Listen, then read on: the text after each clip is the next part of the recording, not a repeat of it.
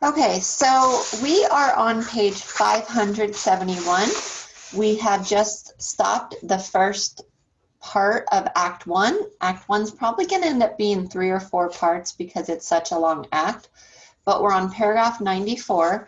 And what's just happened is that Reverend Paris's daughter was found dancing in the woods, and now she's unresponsive, and people are rumoring that it is witchcraft. Now, Mr. Putnam's daughter, Ruth, now is showing signs of possession and witchcraft, and so they went to Mr. Paris to tell him what was going on, and it seems like are just fueling this witchcraft fire. So we're going to continue and learn about Mr. Putnam and why he maybe would not be the most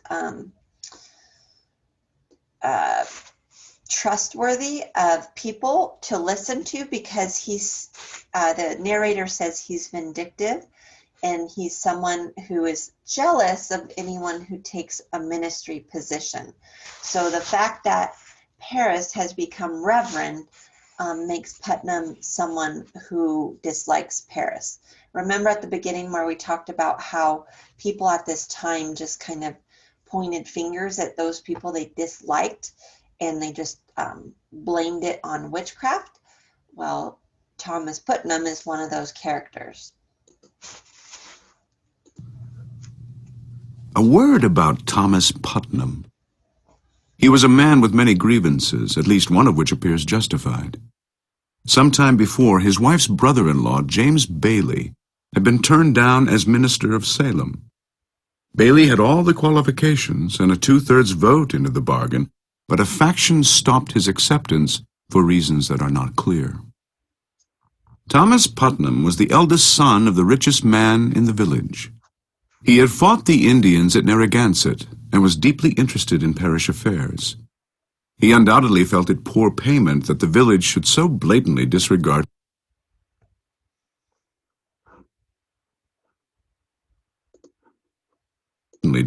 his candidate for one of its more important offices, especially since he regarded himself as the intellectual superior of most of the people around him. His vindictive nature was demonstrated long before the witchcraft began. Another former Salem minister, George Burroughs, had had to borrow money to pay for his wife's funeral, and since the parish was remiss in his salary, he was soon bankrupt.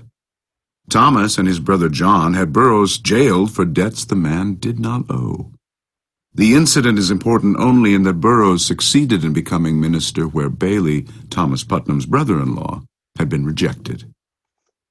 The motif of resentment is clear here. Thomas Putnam felt that his own name and the honor of his family had been smirched by the village, and he meant to right matters however he could. Another reason to believe him a deeply embittered man was his attempt to break his father's will, which left a disproportionate amount to a stepbrother. As with every other public cause in which he tried to force his way, he failed in this.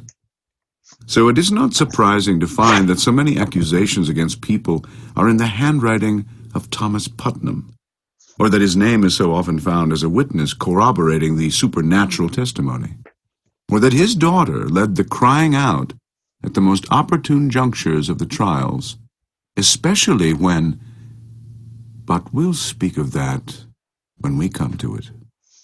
At the moment, he is intent upon getting Paris, for whom he has only contempt, to move toward the abyss. Mr. Paris, I've taken your part in all contention here, and I would continue. But I cannot if you hold back in this. There are hurtful, vengeful spirits laying hands on these children. But, Thomas, you cannot... And tell Mr. Paris what you have done. Reverend Paris, I have laid 7 babies unbaptized in the earth. Believe me, sir, you never saw more hardy babies born, and yet each would wither in my arms the very night of their birth. I have spoke nothing, but my heart has clamored intimations. And now, this year, my Ruth, my only, I see her turning strange. A secret child she has become this year, and shrivels like a sucking mouth were pulling on her life, too. And so I thought to send her to your Tituba. To Tituba? What made Tituba? Tituba knows how to speak to the dead, Mr. Paris. Goody Anne, it is a formidable sin to conjure up the dead. I take it on my soul. But who else may surely tell us what person murdered my babies? Woman! They were murdered, Mr. Paris. Okay, so Mrs. Putnam, who is Thomas Putnam's wife, she had 7 stillborn babies. So had 7 stillborn babies. And as you guys maybe know, back then that was very common for babies not to go to full term because there was no prenatal care. People were more malnourished. They didn't get as much attention at the time. And so having children that could grow to adulthood was rather rare. So people had a lot of children and not many of those children would survive. So she had 7 babies. And so she went to, I forget how to say her name, and they keep saying it, but I forget how to say it. But Tibuta, and because she thinks someone killed her babies, even though it was just, something that was just unfortunate that happened. Like her body does not, take babies well, and so she only has one daughter, Ruth. And so she was afraid of her daughter, Ruth, being taken from her. And so she went to Mr. Reverend Paris's slave to have her conjure up the dead to see who murdered her babies.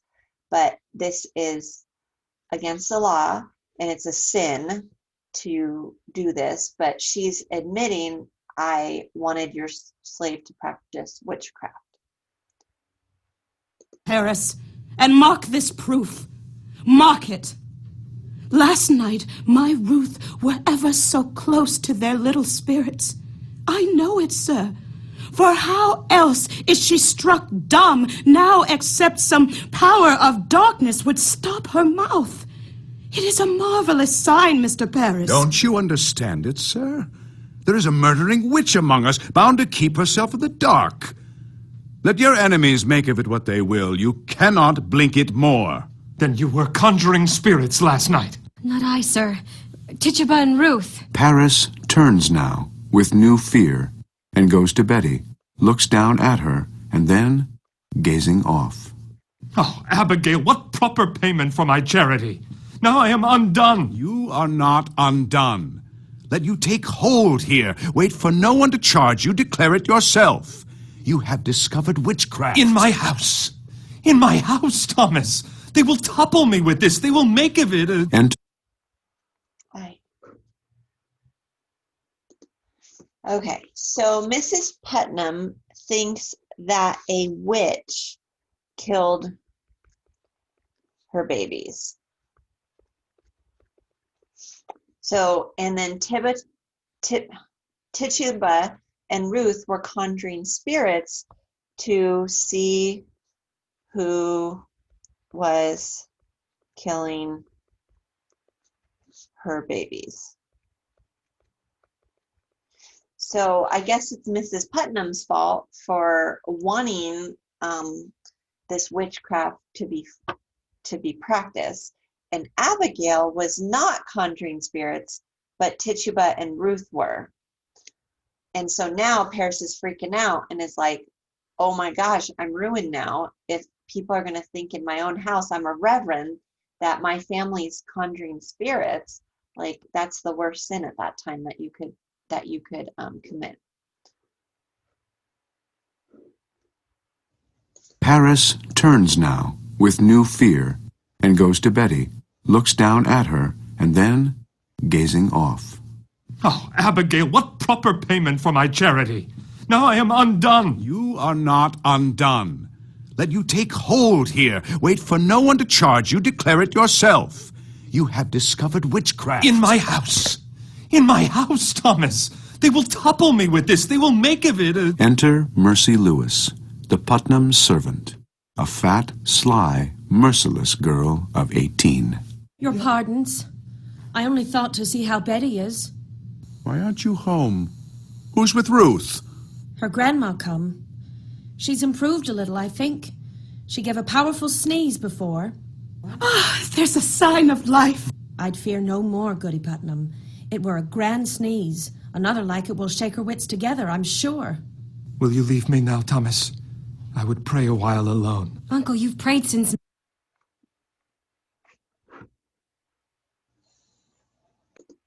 I don't know what's happening, but the audio recording just keeps stopping randomly. But we're right here. Uncle, you've prayed since midnight. Why do you not go down and... No. I have no answer for that crowd. I'll wait till Mr. Hale arrives. If you will, Goody Ann. Now look you, sir. Let you strike out against the devil, and the village will bless you for it. Come down, speak to them, pray with them. They're thirsting for your word, mister. Surely you'll pray with them. I'll lead them in a psalm, but let you say nothing of witchcraft yet. I will not discuss it. The cause is yet unknown. I have had enough contention since I came. I want no more. Mercy, you go home to Ruth, do you hear? Aye, Mum. If she starts for the window, cry for me at once. I will, Uncle. There is a terrible power in her arms today. He goes out with Putnam. How is Ruth sick? It's weirdish, I know not. She seems to walk like a dead one since last night. Betty? Now stop this. Betty, sit up now. Have you tried beating her? I gave Ruth a good one, and it waked her for a minute. Here, let me have her. No, he'll be coming up. Listen now. If they be questioning us, tell them we danced. I told him as much already. Aye. And what more? He knows Tituba conjured Ruth's sisters to come out of the grave. And what more? He saw you naked. Oh, Jesus! Enter Mary Warren, breathless.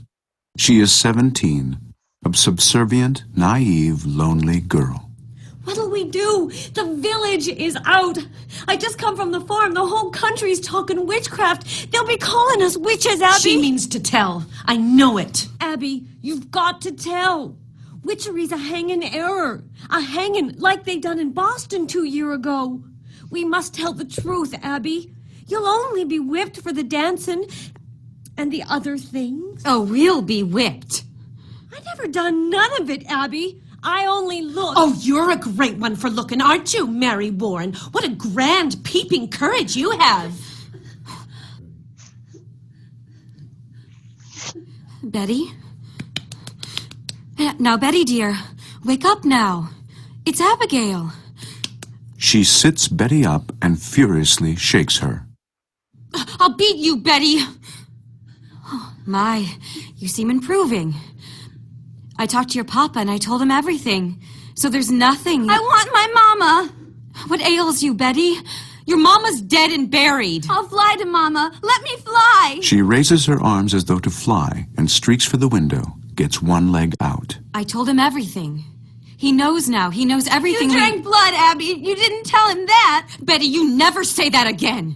You never... You did. You drank a charm to kill John Proctor's wife. You drank a charm to kill Goody Proctor. Ah, shut it. Now shut it. Mama. Now look, you. All of you. We danced. And Tituba conjured Ruth Putnam's dead sisters, and that is all. And mark this. Let either of you breathe a word, or the edge of a word about the other things, and I will come to you in the black of some terrible night. And I will bring a pointy reckoning that will shudder you. And you know I can do it. I saw Indians smash my dear parents' heads on the pillow next to mine, and I have seen some reddish work done at night, and I can make you wish you had never seen the sun go down. She goes to Betty and roughly sits her up.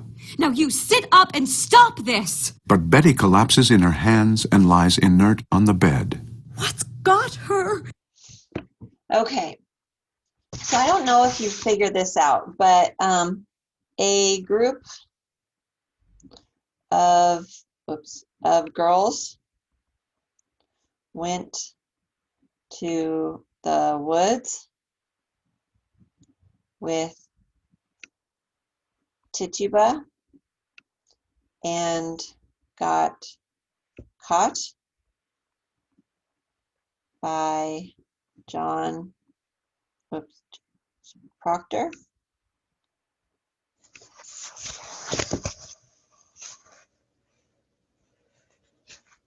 Wait, no. Not John Proctor, I'm sorry. Reverend Paris. Basically, they got caught. I'll just say they got caught. So, a group of girls went to the woods with Tituba and got caught. Okay? So, they were afraid that they were going to get in trouble because what they were practicing was they were, conjuring spirits and they were dancing. And then Abigail, it seems like, wanted to kill John Proctor's wife. So it said, you drank blood, Abby. You drank a charm to kill John Proctor's wife. You drank a charm to kill Goody Proctor. So Goody Proctor is John Proctor's wife. And Goody is just like a way of saying Mrs. Proctor. So for some reason, Abby wants Goody Proctor dead. But why? So we have to figure out why Abby wants Goody Proctor dead. And they did go and dance and try to get the sisters. So Betty gets up and she starts talking to Abigail. So, and then she lays back down again when another person starts to walk in the room. So what do you think about what's wrong with Betty? Do you think something is actually wrong with her, or do you think she's pretending that something's wrong with her? I mean, if all of a sudden she can talk and talk to Abigail just fine, and then the next minute she lays back down as soon as someone comes in, then maybe that's a clue that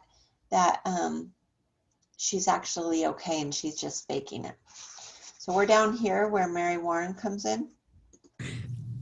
Abby, she's going to die. It's a sin to conjure, and we... I say shut it, Mary Warren. Enter John Proctor. On seeing him, Mary Warren leaps in fright. Proctor was a farmer in his middle 30s. He need not have been a partisan of any faction in the town, but there is evidence to suggest that he had a sharp and biting way with hypocrites. He was the kind of man, powerful of body, even-tempered, and not easily led, who cannot refuse support to partisans without drawing their deepest resentment. In Proctor's presence, a fool felt his foolishness instantly, and a Proctor is always marked for calumny, therefore. But as we shall see, the steady manner he displays does not spring from an untroubled soul. He is a sinner not only against the moral fashion of the time, but against his own vision of decent conduct. These people had no ritual for the washing away of sins. It is another trait we inherited from them, and it has helped to discipline us as well as to breed hypocrisy among us. Proctor, respected and even feared in Salem, has come to regard himself as a kind of fraud. But no hint of this has yet appeared on the surface, and as he enters from the crowded parlor below, it is a man in his prime we see, with a quiet confidence and an unexpressed hidden force. Mary Warren, his servant, can barely speak for embarrassment and fear. Oh, I'm just going home, Mr. Proctor. Are you foolish, Mary Warren? Be you deaf? I forbid you leave the house, did I not? Why shall I pay you? I am looking for you more often than my cows. I only come to see the great doings in the world. I'll show you a great doing on your arse one of these days. Now get you home. My wife is waiting with your work. I'd best be off. I have my Ruth to watch. Good morning, Mr. Proctor. So Mary Warren is John Proctor's servant. Oops. And just is John Proctor's servant. Okay. Mary Warren is John Proctor's servant. Mercy sidles out. Since Proctor's entrance, Abigail has stood as though on tiptoe, absorbing his presence wide-eyed. He glances at her, then goes to Betty on the bed. Gah. I'd almost forgot how strong you are, John Proctor. Proctor looking at Abigail now, the faintest suggestion of a knowing smile on his face. What's this mischief here? Oh, she's only gone silly somehow. The road past my house is a pilgrimage to Salem all morning. The town's mumbling witchcraft. Oh, posh. Winningly, she comes a little closer, with a confidential, wicked air. We were dancing in the woods last night, and my uncle leaped in on us. She took fright is all. Ah, you're wicked yet, aren't you? You'll be clapped in the stocks before you're 20. He takes a step to go, and she springs into his path. Give me a word, John. A soft word. Her concentrated desire destroys his smile. No, Abby, that's done with. You come 5 miles to see a silly girl fly? I know you better. I come to see what mischief your uncle's brewing now. Put it out of mind, Abby. Grasping his hand before he can release her. John, I am waiting for you every night. Abby, I never give you hope to wait for me. I have something better than hope, I think. Abby, you'll put it out of mind. I'll not be coming for you more. You're surely sporting with me. You know me better. Okay. So did you get what's going on between Abigail and John Proctor? John Proctor is married, and Abigail and John Proctor are having a little affair. So that's why Abigail wants John Proctor's wife dead, because she wants John Proctor for herself. So Abigail and John Proctor are having an affair. So it's pretty scandalous, this story. Like, a lot's coming out. Everyone wants to blame it on witchcraft, what's happening, but there's always a little bit more underneath the surface than what you think. We're on page 578. I know how you clutched my back behind your house and sweated like a stallion whenever I come near. Or did I dream that? It's she put me out. You cannot pretend it were you. I saw your face when she put me out, and you loved me then, and you do now. Abby, that's a wild thing to say. A wild thing may say wild things, but not so wild, I think. I have seen you since she put me out. I have seen you nights. I have hardly stepped off my farm this 7 months. I have a sense for heat, John. And yours has drawn me to my window, and I have seen you looking up, burning in your loneliness. Do you tell me you've never looked up at my window? I may have looked up. And you must. You are no wintry man. I know you, John. I know you. I cannot sleep for dreaming. I cannot dream, but I wake and walk about the house as though I'd find you coming through some door. She clutches him desperately, gently pressing her from him with great sympathy, but firmly. Child. How do you call me child? Abby, I may think of you softly from time to time, but I will cut off my hand before I'll ever reach for you again. Wipe it out of mind. We never touched, Abby.